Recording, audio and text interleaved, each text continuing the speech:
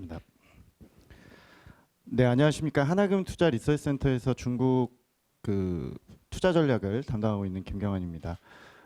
제가 뭐 커리어에서 내세울 게 이제 중국에 오래 살았다는 거랑 그 중국 그 경제나 전략, 시황 이런 걸 좀 오래 담당했다는 부분, 그리고 저희가 이제 팀원들이 좀 많아서 중국 종목들을 다 같이 이제 좀 커버를 좀 하고 있습니다. 그래서 오늘 말씀드리고 싶은 거는 감히 뭐 미국 주식보다 중국 주식이 더 혁신적이거나 뭐 앞으로 훨씬 더 좋을 거다라고 말씀드리긴 좀 어려울 것 같고요.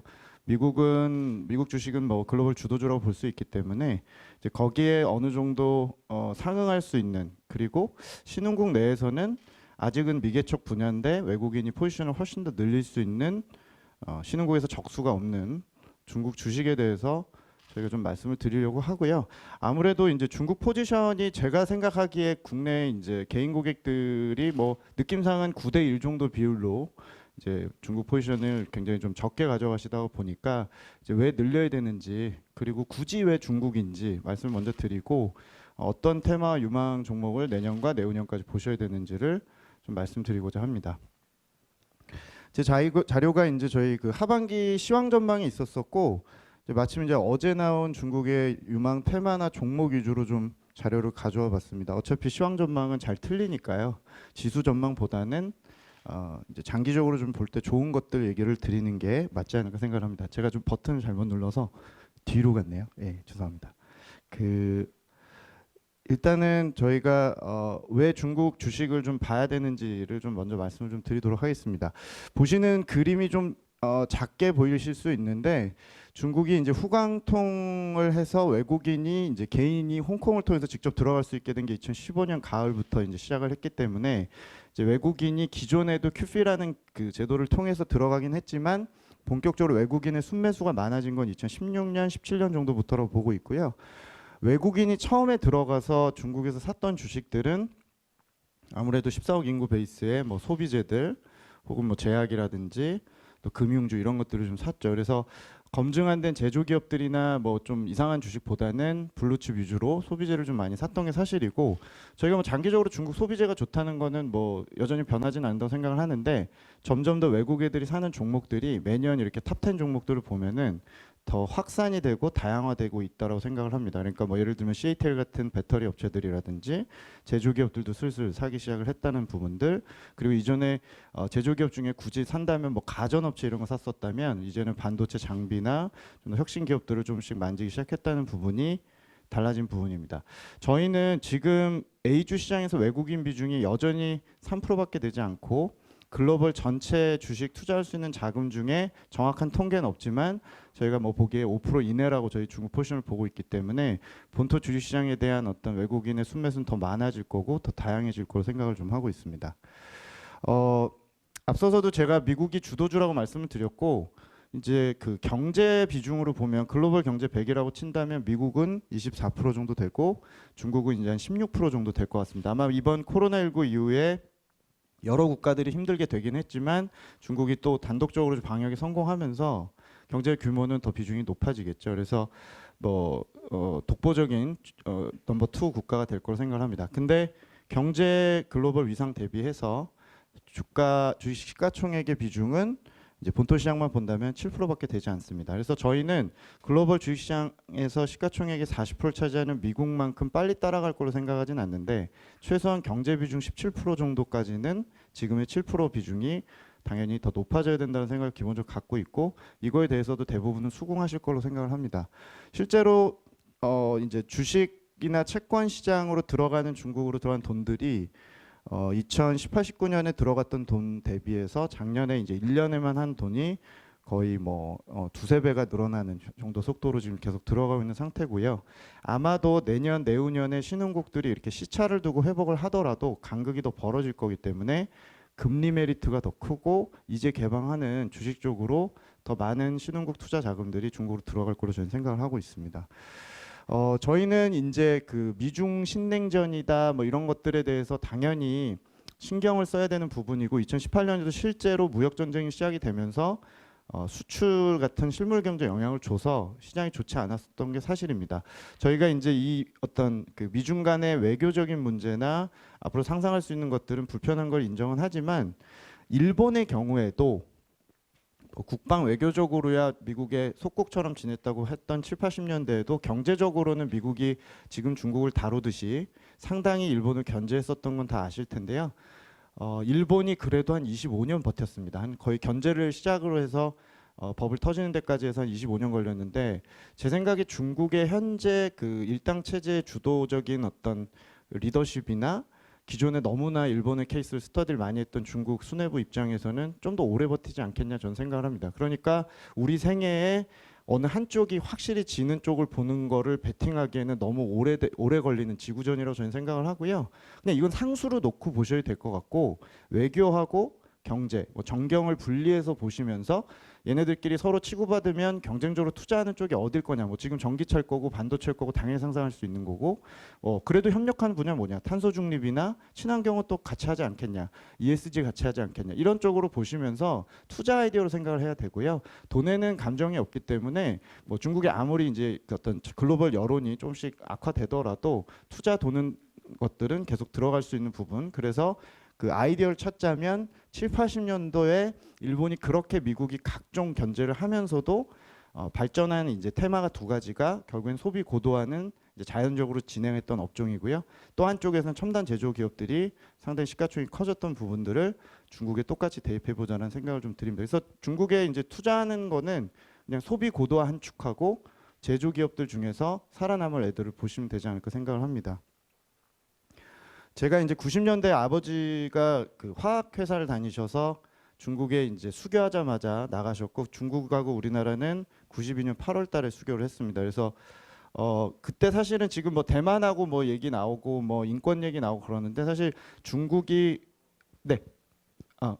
그 인권 문제니 이런 것들이 사실은 지탄을 받았던 게 89년에 천안문 사태 이후에 그 3년 동안 중국이 그때 더 강하게 인권 문제로 상당히 그 서방국들에게 견제를 당했었고 보이콧을 당했었죠. 근데 92년도에 이제 경제 협력이 강화되고 이러는 계기는 결국에는 이제 돈에서 나왔고 노동력에서 나왔습니다. 그래서 시장을 열고 들어와서 돈 벌지 않겠냐 했더니, 그렇게 인권 가지고 뭐라고 했던 많은 국가들이 사실은 대부분 이제 협력을 시작을 해서 아시는 대로 공장을 짓고 세계 공장을 만들었던 게 사실입니다. 미국조차도 2001년도에 중국 손잡고 WTO 가입시켜서 세계 무대에 등장을 시켰고, 지난 20년 동안 아시는 대로 저물가 기조가 유지된 데에는 플랫폼 혁신도 있겠지만 중국이 노동력과 인건비와 환경 생각하지 않고 만들었던 상품들이 저물가의 기조에 상당히 기여를 했다라고 생각을 하고요.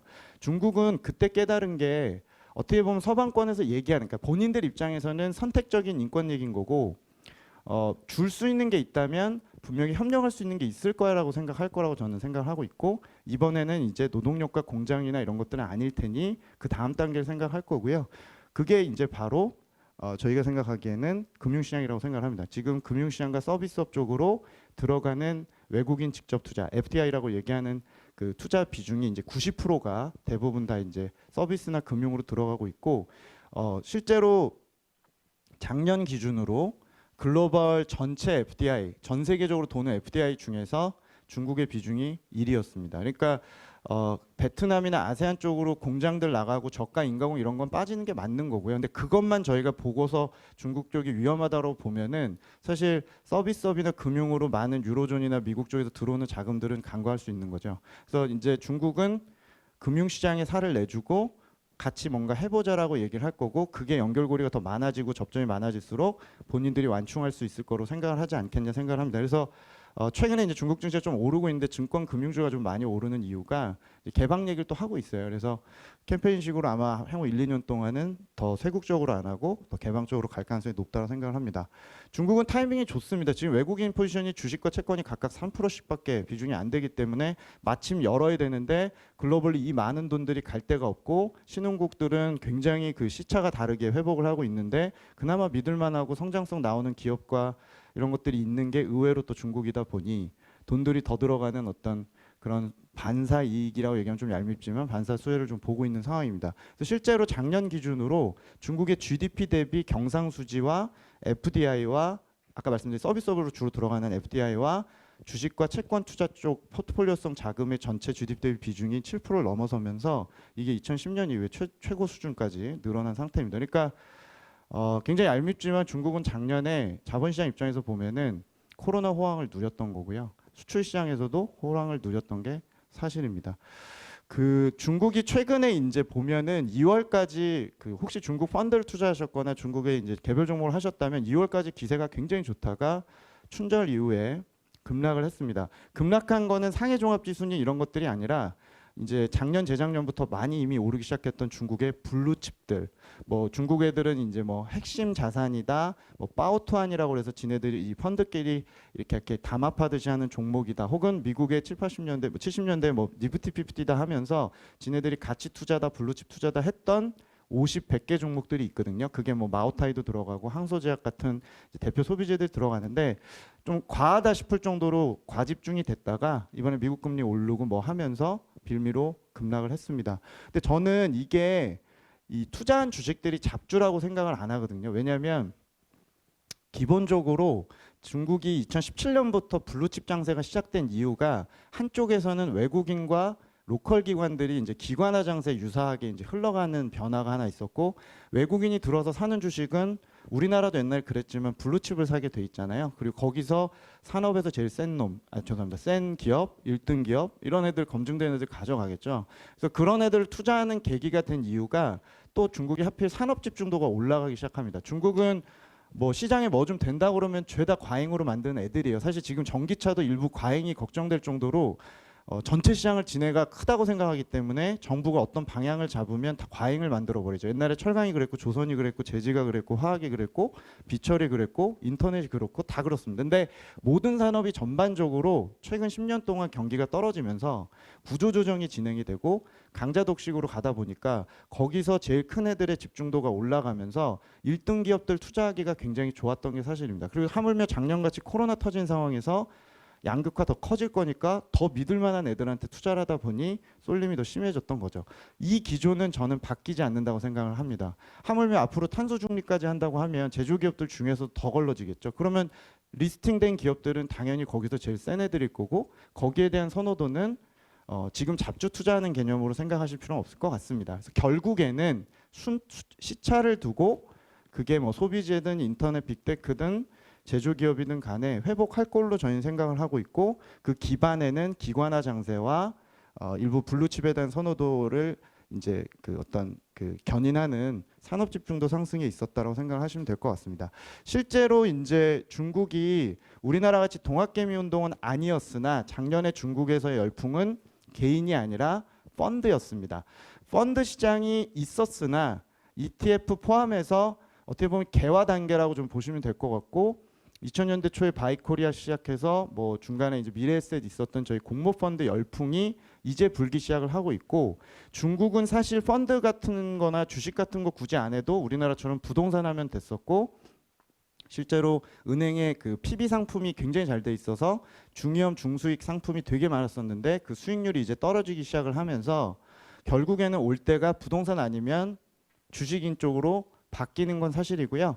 중국 가계 포트폴리오를 까보면 여전히 부동산 불패기 때문에 60% 이상이지만 주식이 3%밖에 되지 않습니다. 주식형 상품이. 그래서 그냥 뭐 굉장히 그 쉽게 생각할 수 있는 거는 이거는 그냥 지금 바닥이겠구나, 얘네가 어떤 방식이라도 주식을 하겠지라고 보시면 될 것 같고, 지금은 우리나라랑 다르게 공모펀드에 맡기는 쪽에 유행이 번지고 있기 때문에 펀드 마켓은 작년에 거의 엄청나게 커졌는데 저희는 구조적으로 커질 거로 생각을 하고요. 그 펀드를 운용하는 기관들의 방식도 좀 바뀌고 있습니다. 오른쪽 그림 보시면 이 선이 의미하는 거는 공모 주식형 펀드 애들이 주식을 뭐 8, 90% 이제 채워간다는 걸 보여드리는 건데, 옛날에는 뭐 개인 투자자 매매하듯이 저렇게 편입 비중이 막 왔다 갔다 했었는데 최근에는 이 어떤 편차가 줄어들기 시작했거든요. 이 얘기는 좋은 주식을 묻어놓고 좀 장기적으로 가져간다. 삼전이나 뭐 저희 롯데케미칼이나 포스코 이렇게 투자하듯이 그거 우량주 안에서 왔다 갔다 하는 매매 기법을 흉내내기 시작했다는 거고, 그 변화가 2017년부터 발생하고 있기 때문에 아까 말씀드린 그 블루칩들을 저희가 중국에서 조정받을 때 사서 기관과 같이 가져가는 전략을 충분히 취해도 옛날에 저희 펀드나 뭐 정말 중국 개별 종목처럼 움직이는 그런 상황에 대해서는 좀씩 나아지지 않을까 생각을 좀 갖고 있고요. 아까 말씀드린 대로 왼쪽에 그 중국의 펀드 마켓이 작년에 거의 우리 한화로 한 600조 원 가까이 폭발적으로 들어왔고, 이제 우리나라는 펀드가 좀 수익률이 나빠지다 보니 벤치마크 따라가고 이런 쪽에서 돈들을 빼서 이제 그냥 직접 매매하겠다, 내가 직접 해외 주식 하겠다 이렇게 가고 있는데, 개인이 주식시장 들어온 거는 우리나라랑 똑같은데 개인이 여전히 공모펀드를 믿고 맡기 시작하고 있고, 그게 초기 단계다 보니까 ETF 시장 커지고 이러면서 앞으로 이게 구조적으로 좀 계속 커지지 않을까 생각을 좀 하고 있고요. 근데 공모펀드가 갖고 있는 A주 시가총, 그러니까 상해 심천의 4,000개 종목의 비중이 여전히 9%가 되지 않고 10%가 채 되지 않고요. 그리고 홍콩에 가서 이제 강구통이라는 걸 통해서 홍콩 주식도 지금 본토 애들이 사고 있는데, 이거 역시도 펀드가 갖고 있는 홍콩 주식이 여전히 11%밖에 되지 않기 때문에 제가 보기에는 공모펀드 한 30% 이상 가져갈 것 같거든요. 그러니까 여전히 시작하는 단계다라고 보시면 되지 않을까 생각합니다. 그래서 저희는 그 중국 주식 어떻게 믿고 투자하냐, 뭐 이게 회계낼 뭐 여러 가지 불안율이 많다, 루이싱 커피도 있고 이러는데, 그거는 보통 이제 루이싱 같은 것들은 중국에 상장된 것 중에 상해 심천에 4,000개 종목이 있고 홍콩에 2,500개 종목이 있고 미국 ADR로 들어간 중국 ADR 종목들이 한 250개 있는데, 하필이면 그 ADR 종목들 소수 모수가 작은 데서 이제 벌어지는 문제고, 저희도 중국에 대한 의구심이 있기 때문에 4,000개 종목 본토 애들이 그래도 지네들끼리 째려보는 기관들이 한 300개 이내에서 오랫동안 묻어서 가져가면서 검증한 종목들 정도는 그래도 믿을 수 있지 않겠냐 생각하고 오랫동안 본 애들 위주로 이제 투자하자라는 의견을 드리는 거고요.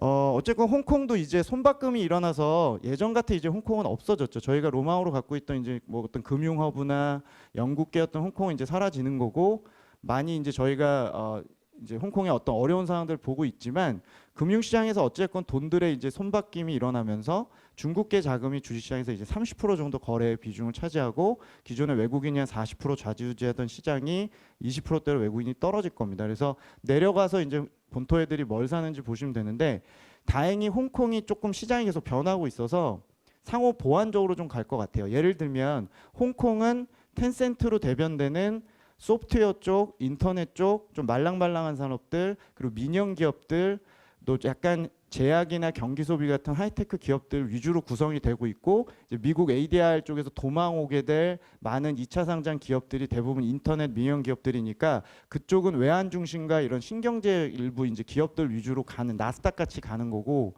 상해 심천은 초기에 국영 기업, 독점 산업들, 제조 기업들이 많이 상장하니까 딱딱하고 하드웨어적이고 국영 기업이 많고 정책이 좀 순방향이고 이런 기업들 위주로 되다 보니 상호 보완적으로 좀 갈 것 같습니다. 그래서 이제 뭐 홍콩도 그렇게 저희가 포기할 상황은 아니다라는 생각을 좀 말씀을 드립니다. 그 이제 어떤 주식을 살 거냐에 대한 얘기를 좀 드리겠습니다. 그 저희가 이제 중국의 마오타이 귀주 모텔하고 제가 왼쪽 그림을 좀 갖다 놨고, 선그래프는 이제 주식 그 초록색 선은 주가고요. 점 찍은 회색 선은 ROE 추이입니다. 중국에서 이렇게 뭐 한 20년, 10년 동안 ROE 20%씩 유지한 기업들이 꽤 있습니다. 뭐 항서제약 같은 기업도 있고, 마오타이도 정말 독점 산업에다가 엄청난 고마진 산업이거든요. 뭐 그러다 보니까 이제 사실은 ROE는 계속 좋았었는데 2012년, 14년, 15년 이때는 ROE가 아무리 잘 나와도 사실 주가가 리레이팅이 못 됐는데요. 사실 그때 아시는 대로 중국이 시진핑이 2012년 10월부터 임기가 시작이 돼가지고 처음 시작한 게 이제 군기 잡으면서 반부패 정책을 시행을 하고 30 소비를 줄인다. 법인카드니 사용 같은 거 줄이면서 제일 눈먼 돈들이 많이 샀던 게 이런 고가 술이잖아요. 선물하고 이런 것들. 그런 게 이제 급감하면서 일종의 정책에 갇히면서 아무리 수익성이 좋아도 주가 리레이팅이 못 되다가 결국엔 펀더멘탈이 좋으니까 16년부터 외국인과 기관이 담합하듯이 사기 시작하면서 저렇게 시가총액 1위 기업이 됐습니다.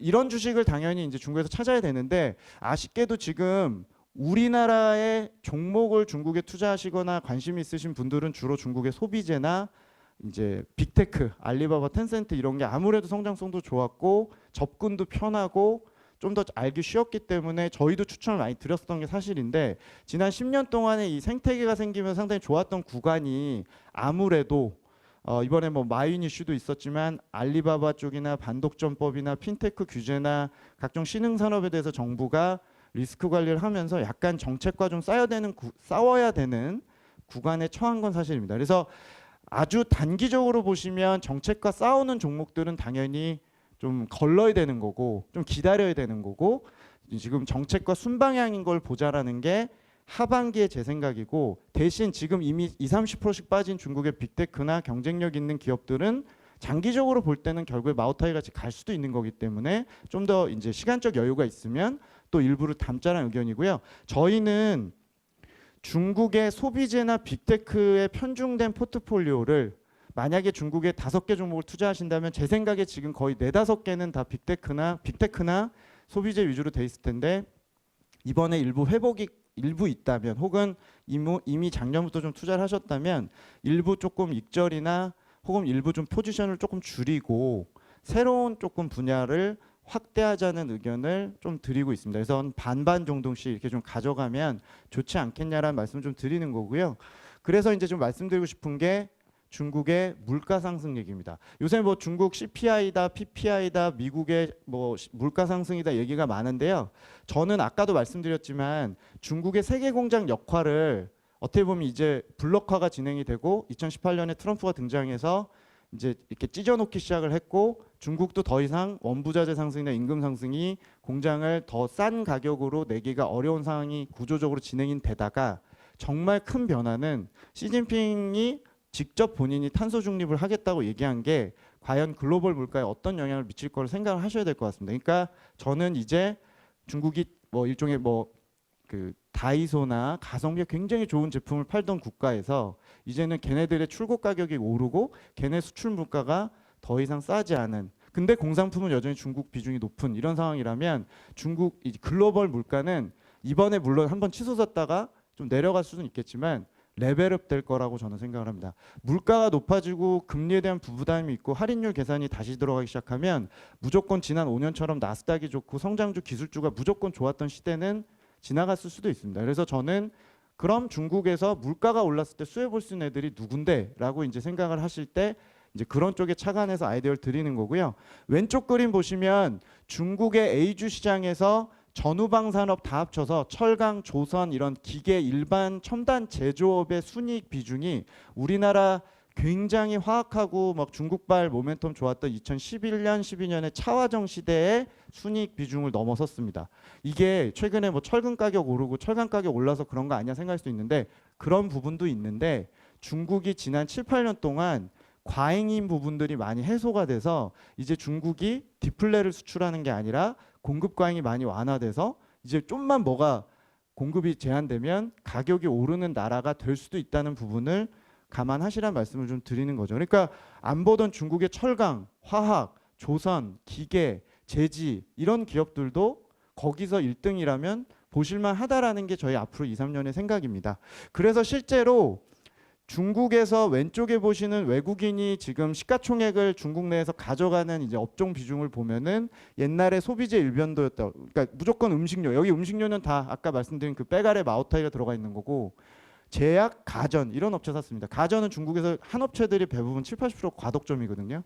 근데 그거 비중은 내리고 전기차, 신재생, 태양광, 풍력, 기계, 그러니까 우리로 치면 두산인프라코어 같은 싸니중공업, 뭐 헤라시멘트 뭐 이런 업체들을 막 사기 시작하긴 한다는 거죠. 그리고 전자 업체들도 사기 시작을 하고요. 그러니까 공모펀드들 쪽 로컬 기관들도 오른쪽에 보시면 제조업 비중을 높이기 시작을 했습니다. 그래서 저는 이게 우리나라 입장에서 되게 좋은 이슈입니다. 왜냐하면 여기서 사는 애들은 우리랑 물론 경쟁은 하지만 중국이 과잉이 아닌 게 우리나라엔 되게 좋거든요. 그래서 이제 얘네들이 제조업 기업들이 추스려져서 1등 기업들의 주가가 올라가는 거는 옛날에 중국 소비재 기업이 좋아서 우리나라에서 돈 뺏어가는 개념으로 보실 필요가 없고 오히려 타이트해져가는 이슈로 보시면 됩니다.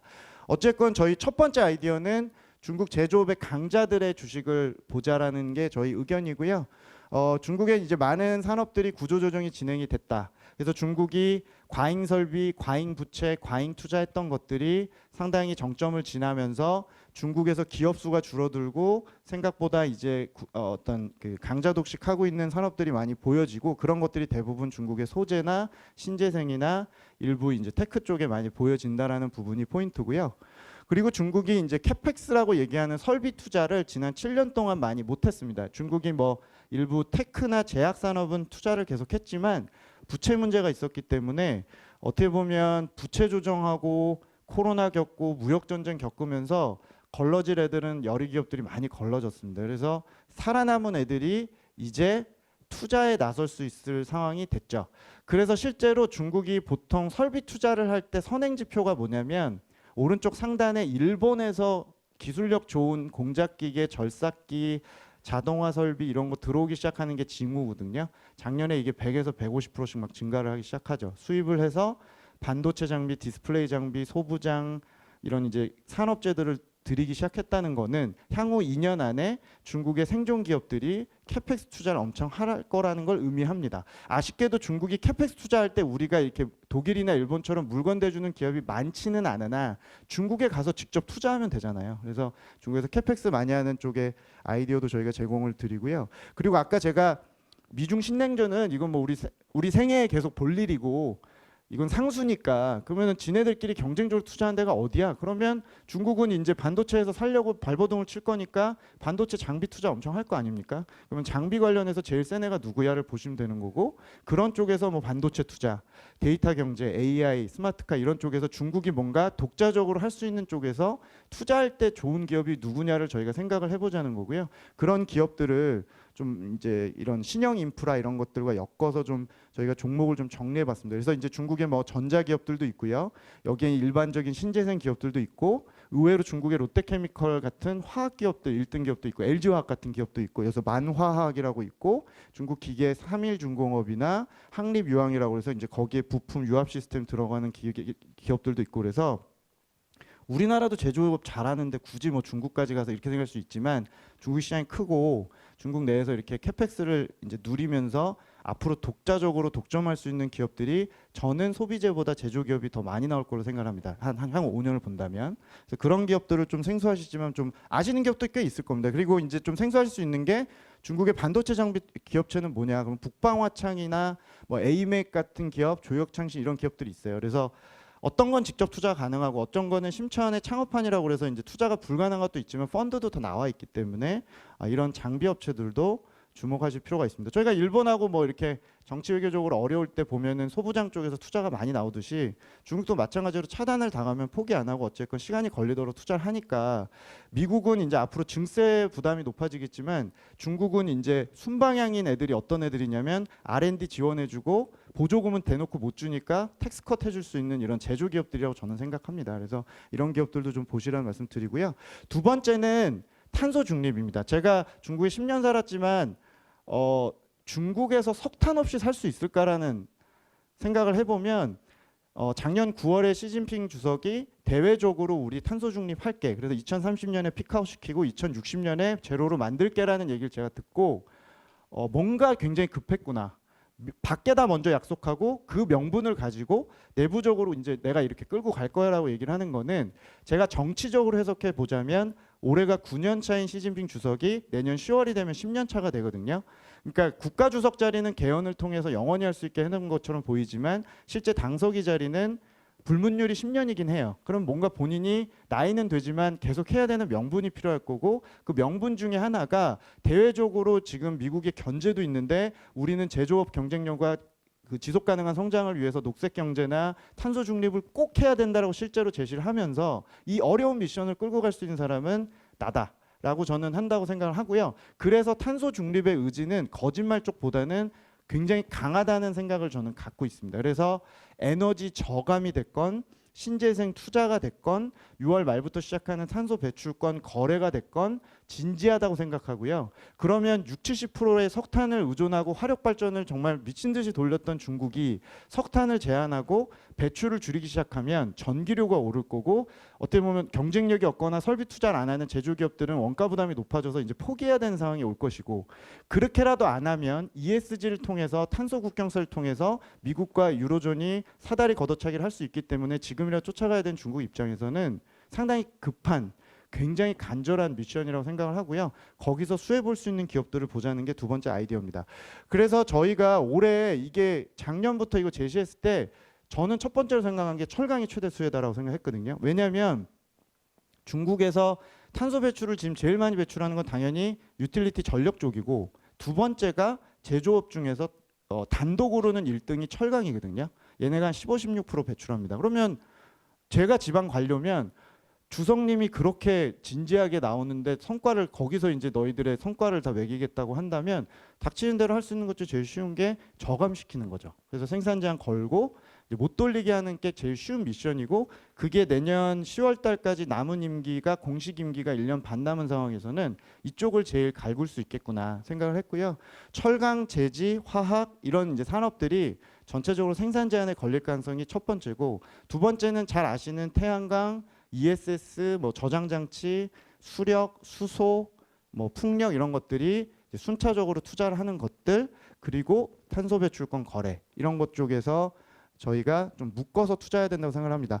중국은 ESG가 아직은 좀 생소하고 이 ESG 기준에 걸리는 기업들이 아직 많지 않기 때문에 ESG 컨셉으로 접근해 봤자 2밖에 종목을 못 찾을 거기 때문에 결국에 ESG 투자보다는 ESG 플러스 알파 즉 탄소 중립 바스켓을 만들어서 이제 당연히 좋아하시는 전기차나 태양광 쪽이나 이런 쪽도 있고 일부 저감 산업에서 다른 애들 다 죽어도 살을 수 있는 포스코 같은 애, 롯데케미칼 같은 애를 묶고 거기에 좀 더 생소한 중국이 이제 고철 이런 거 이제 자기네 수주입 안 한다고 했잖아요. 재활용 업체들 뭐 진짜 고물상 1등 업체들도 있습니다. 이런 애들을 묶어서 투자하면 상당히 좋은 전 상품이 된다고 생각을 하고요. 여기에 있는 기업들도 좀 일종의 그 제조업 기업과 좀 중복이 있습니다만 추천을 드리고 있습니다. 그리고 이제 세 번째는 소비 고도화인데요. 이거는 뭐 장기 진행이 되는 거고 지금까지 저희가 중국에서 소비재가 좋다는 건 위력을 봤는데 이제 좀 더 세분화해서 중국을 봐야 된다고 생각합니다. 그게 화장품이든 중국이 이제 덜 나가니까 로컬의 하이난의 면세점이든 면세점 이미 뭐 주가 많이 올랐죠. 근데 이제 앞으로 인구 정책이 변하겠죠. 지금 작년에 인구 컨센서스 그 조사에 대해서 아직도 중국 애들이 불신을 하고 있어요. 감소세였을 것 같다. 근데 어찌됐건 제가 보기에 하반기에 분명히 각 지방 정부나 이제 선별적으로 그냥 산하 제한을 거의 풀지 않을까 저는 생각을 하고 있고요. 우리나라 출산율에 대해서 중국에서 되게 보도를 많이 하면서 선전을 많이 하고 있습니다. 그러니까 우리나라 출산율에 굉장히 충격을 중국에서 먹었고 우리도 지금 굉장히 부양비가 빨리 올라가고 지금 다급하다고 생각하고 있기 때문에 인구 정책 변화가 예상이 되고요. 뭐 인구 정책 변화하게 되면 꼭 그런다고 해서 애들을 많이 낳는 건 아니나 복합적인 정책을 쓰게 되고 그럼 이것도 역시 일부 소비재 쪽에 일부 품목들이 나올 것 같고요. 또 신형 도시화라고 해서 이제 중국에서 도시 호적을 받기가 어렵기 때문에 이제 도시 호적을 주는 이제 500만 인구 이하의 도시들이 많이 생기고 이러면 또 어떤 기업들이 좋을까 이런 쪽에 이제 저희가 생각들을 많이 하고 있고 이제 중국의 소위 말해 이제 제가 좀 속어를 많이 쓰고 있는데 뭐 국뽕이죠. 국뽕 같은 이제 중국의 애국주의 또 20, 30대 애들은 이제 40, 50대까지는 WTO 세대니까 미국의 위대함과 어떤 그 체제에 대한 경외심을 속으로는 생각하면서 그 시스템을 좋아하면서 자랐다면 20, 30대들은 특히 이번에 트럼프 이슈나 코로나 같은 걸 겪으면서 제가 보기에 당에 대한 어떤 생각이 많이 바뀌어서 오히려 우리께 좋구나라고 생각하고 우리가 좀 좋다라는 자신감이 좀 뿜뿜할 거라고 저는 생각을 합니다. 그래서 본인들의 이제 로컬 브랜드들을 또 좋은 것들을 좀 쓰기 시작하는 세대이기 때문에 본인들이 이제 제작한 의류, 패션, 화장품, 컨텐츠 이런 것들을 소화하고 있기 때문에 가뜩이나 중국에서 이제 소비자 MS 가져가기 참 어려운데 이제 서비스업 여러 가지 포함해서 일부는 이제 중국에서 제일 잘하는 로컬 1등 브랜드들도 소비재 쪽에서 많이 나올 거로 생각을 하고 세분화해서 좀 많이 추천을 드리려고 하고 있습니다. 그래서 저희가 그 세네 명의 이제 저희 그 기업 보는 친구들하고 같이 이렇게 이제 종목들을 보는데 이제 하반기만 바라봤을 때 이제 아까 말씀드린 그런 거에 약간의 컨셉 하에서 중국과 또 이제 아무래도 포지션이 홍콩도 있고요. 그리고 일부 ADR 포함해서 조금 추천을 해봤습니다. 그래서 12개 정도 종목을 골라봤는데 일단은 뭐 제조기업들 쪽에서 좀 말씀을 드리면 아까 말씀드린 이제 북방화창이라고 그래서 이제 장비 업체죠. 그래서 이 장비 업체는 이제 SMIC처럼 이제 파운더리 쪽에서 뭐 1등이나 삼성전자를 쫓아가는 애들은 아무래도 이게 상대적으로 시간이 오래 걸릴 수 있으니까 중간에서 이제 장사하는 애들이 좋은 거죠. 그래서 장비나 부품 업체들을 저희가 좀 고르고 있고 마찬가지로 이제 디세이라고 해서 이것도 자율주행이나 전장 제품 자동차 같은 것들 할 때 뭐 자동차 업체들이야 지금 이제 생산 차질이 발생을 하고 있지만 사실은 거기다 이제 부품 납품하는 애들은 사실은 가격 전가도 쉽고 그렇게 할 수 있는 좀 기업들을 보고 있고요. 역시 이제 그 중국이 신형 인프라 이런 것들을 하게 되면은 이제 옛날엔 철도를 깔고 뭐 일반적인 도시화를 했다면 지금은 데이터 센터 만들고 AI나 뭐 뭔가 스마트 시티나 이런 컨셉으로 가는데 IDC 쪽에서 이제 그 중국 쪽에서 데이터 센터 쪽에서 제일 잘하는 기업 중에 이제 GDS 이런 기업들, 그리고 이제 아까 신재생 쪽 말씀드렸지만 물론 뭐 태양광도 있고 저희가 뭐 풍력도 있습니다만 또 이제 중국의 수소 경제가 굉장히 지금 커지고 있기 때문에 수소 쪽 경제에서 이제 이런 저장소나 기존에 이제 수소 관련 비즈니스를 이제 초창기에 하고 있는 기업들도 좀 추천을 드리는 수소 테마죠. 그리고 이제 태양광 업체 중에 이제 통일하고 있는데 융기 실리콘이라고 이제 제일 큰 업체 있긴 한데요. 이제 폴리실리콘 쪽에서는 통일가 제일 잘하는데 글로벌 탑인데 이게 아시겠지만 바이든 정부가 어쨌건 규제를 할 텐데 기존의 화웨이나 반도체 이런 거는 이미 트럼프 때 걸어놨고 앞으로 새로 할 수 있는 것들, 그러니까 인권을 빌미로 뭔가 할 수 있는 게 신장 위구르 얘기 많이 하잖아요. 신장 위구르 소재 태양광 기업들이 되게 많아요. 왜냐하면 그쪽에 가서 직접 발전소 돌리고 전기료나 여러 가지를 이제 메리트를 주려고 그쪽에다 이전을 많이 시켰기 때문에 신장 위구르에 만약에 제재가 걸리면 사실은 많은 기업이 속해 있는데 이 통일이라는 업체는 사실 그 사천성 베이스라서 이제 혹시라도 하반기에 제재가 걸리더라도 상대적으로 반사가 좀 안전한 기업 중에 하나라고 저희 담당자 추천을 했고요.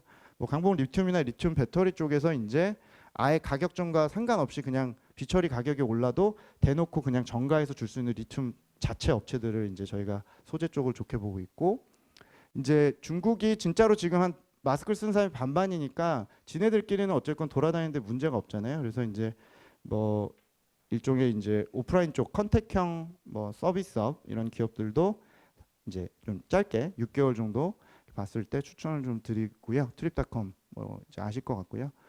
그리고 이제 그 빅테크에 대해서 저희가 이제 포지션이 너무 많기 때문에 거기서 제일 우위가 있는 애가 누구냐, 혹은 제일 알리바바 대비해서 좀 안전한 애가 누구냐 보면은 찡동닷컴입니다. 뭐 중국판 아마존이라고 저희 부르는데 전체적으로 보면은 이제 후발업체이기 때문에 반독점법이나 이런 쪽에서 걸리겠지만 그래도 상대적으로 좀 타격이 덜할 걸로 상대적으로 보고 있고 물류 쪽이나 이런 유통 쪽에서 봤을 때는 저는 중국 정부가 아무리 규제를 해도 구조적인 어떤 부분은 바뀌진 않는다고 생각을 하고 있어서 그 업체를 좀 추천을 드리고 있고요.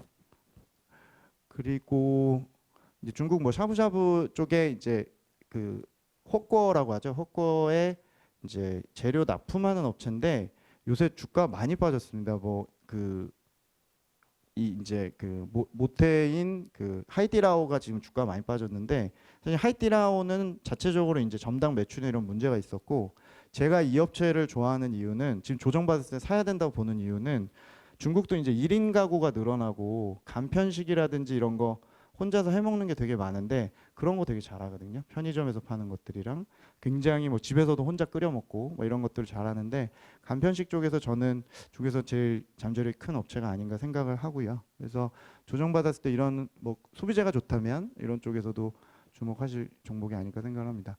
뭐 다다넥서스는 신선 제품에서 오토 플랫폼 쪽에서 이제 잘하는 업체고요. 요거는 이제 사실은 이것도 역시 지금 최근에 조정을 좀 많이 받았기 때문에 제조기업보다 오히려 조금 이런 혁신 기업들이나 향후에 이제 미국이 금리 인상이나 이런 것들이 어차피 또다시 이제 금리가 내려가는 기조로 가정을 한다면 미국 시장에서도 이제 좀 이런 혁신 기업들을 좋아하신다 그러면 이런 기업들도 장기적인 관점에서는 담자라는 의견을 저희 기업 쪽에서 제시를 해드렸습니다. 바이두는 이제 사실은 원래 포털로 시작을 했는데 지금은 바이두의 그 주가가 작년에 이제 하반기에 가파르게 오른 이유는 이제 자율주행 쪽이었죠. AI랑 자율주행을 제일 오래 준비했고 주가도 제일 오래 쉬었습니다. 텐센트, 알리바바 한참 3, 4년 전에 오를 때 신고가 갱신할 때 바이두는 거의 주가 망할 것처럼 내려가다가 상당히 이제 주목을 좀 받고 있는데 제가 보기에는 그 문어발식으로 이제 투자했다고 저희가 좀 안 좋게 봤던 게 역으로 이제는 잠재력 있는 사업들이 좀 많아서 저희가 멀티플로 얘기하는 밸류에이션을 좀 받기가 쉬운 업체가 된 것 같습니다. 그래서 이제 저희가 보기에는 바이두도 6개월에서 한 9개월 정도 전략적으로 매수하는 것도 좀 추천을 드렸습니다.